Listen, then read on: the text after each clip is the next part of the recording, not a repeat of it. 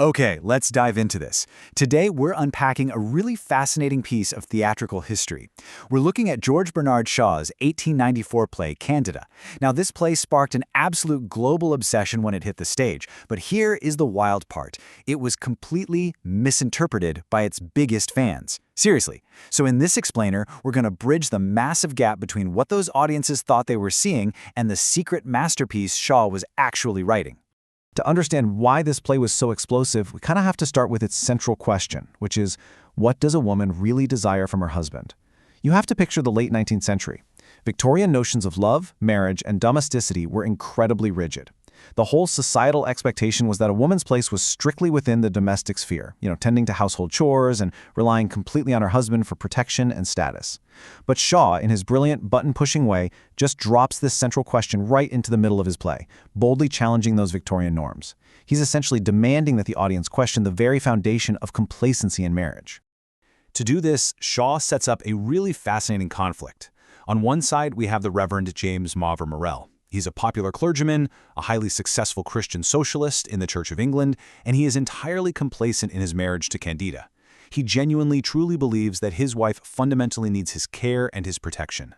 But then on the exact opposite side, we have Eugene Marchbanks. Eugene is this youthful, fiercely idealistic poet. He looks at Candida and sees something completely divine. His love is eternal, and he fundamentally believes it is improper, even humiliating, for a woman like Candida to be subjected to petty household chores. He thinks she deserves far, far more than that. And that brings us to the core conflict of the story. Returning home from a trip to London, Candida brings this young poet, Eugene, in tow. And man, the tension immediately snaps. Eugene makes it explicitly clear he wants to rescue Candida from what he sees as a dull, stifling family life. This sets up an incredible dramatic showdown. Candida is positioned directly between these two fiercely opposing views of what she needs and who she actually is. Ultimately, she's forced to make what seems like an impossible choice between these two vastly different men. Here's where Shaw delivers the big, surprising resolution. Candida stands before both of them and declares she's going to give herself to the weaker of the two. Now, for a moment, there's massive uncertainty. You would probably think the weaker man is the young, emotional, idealistic poet, right? But no, the weaker man turns out to be her seemingly strong, powerful, famous clergyman husband, Morell. She chooses him because she reveals a hidden truth. Beneath all of his outward success, he actually relies entirely on her care, her strength, and her management just to function and succeed in the world. Now, the play's real-life journey is honestly just as dramatic as its plot.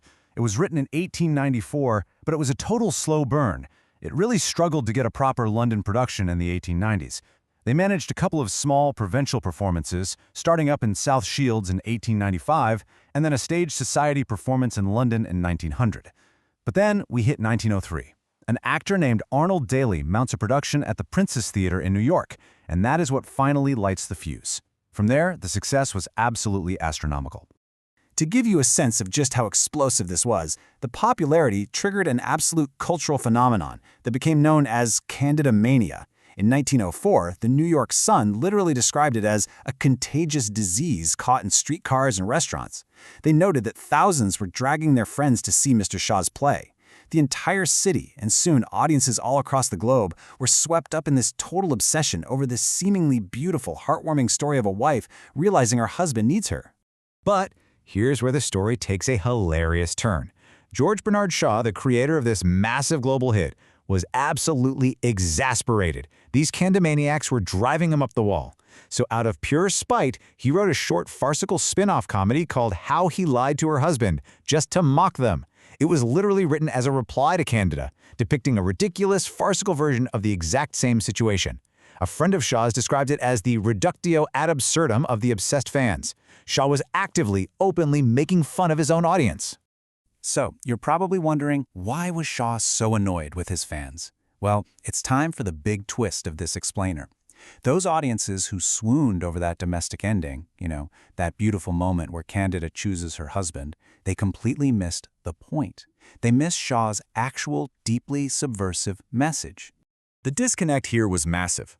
The public saw a heartwarming victory for marriage. They saw romantic bliss, and they felt reassured that the traditional structure of a wife supporting her husband was beautiful and noble.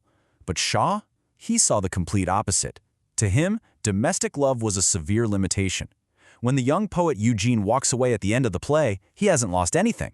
In Shaw's mind, he has outgrown Candida. He has successfully escaped a domestic trap. And we actually have Shaw's exact letters to prove this.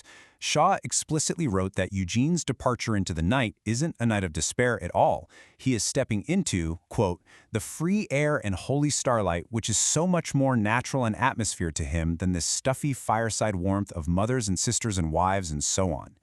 This is a glorious escape into freedom. The poet is leaving behind the suffocating limitations of the domestic fireside to embrace a much grander universe. He went even further than that. Shaw described Eugene as, quote, really a god going back to his heaven, proud, unspeakably contemptuous of the happiness he envied in the days of his blindness. I mean, really think about what that means. According to the playwright himself, Eugene looks back at the domestic complacency he once thought he wanted, and he holds it in utter contempt. He clearly sees that he has higher business on hand than tending to Candida. Which leads us to the final brilliant character twist. Candida herself. The woman who was practically worshipped by Victorian audiences as the absolute peak of marital loyalty and grace, Shaw viewed her entirely differently. He actually considered her very immoral. Why? Because she is utterly oblivious. She completely misreads Eugene's transformation over the course of the play. She thinks she's letting him down gently, completely unaware that he has actually transcended her entire worldview. Now, despite this massive disconnect between the creator and the audience, or hey, perhaps because the play works on so many brilliant layered levels, its legacy is monumental. Time Out actually ranked Candida as the 25th greatest play of all time. They praised it for bristling with Shavian wit and for its incredibly shrewd consideration of love and marriage, which holds up not just in Victorian England, but in any period. And you can really see that century-long cultural footprint in the heavy hitters who have tackled this work over the years. Katharine Cornell practically owned the lead on Broadway in 5 different productions, creating what was called Shaw's ideal British Candida. Her 1924 performance was so acclaimed that the production company actually forbade any other actress from playing the role while she was alive. No way, right? Then we've had a young Marlon Brando taking on the poet in 1946, a 1961 BBC television adaptation, all the way up to a critically acclaimed 2009 musical adaptation called A Minister's Wife that made it all the way to the Lincoln Center. So, as we wrap up this explainer, I want to leave you with a final provocative thought. If, as Shaw for May believed, the perfect domestic life, the one everyone in society tells you to strive for, is actually just a stuffy fireside, well, what kind of starlight are you missing out on?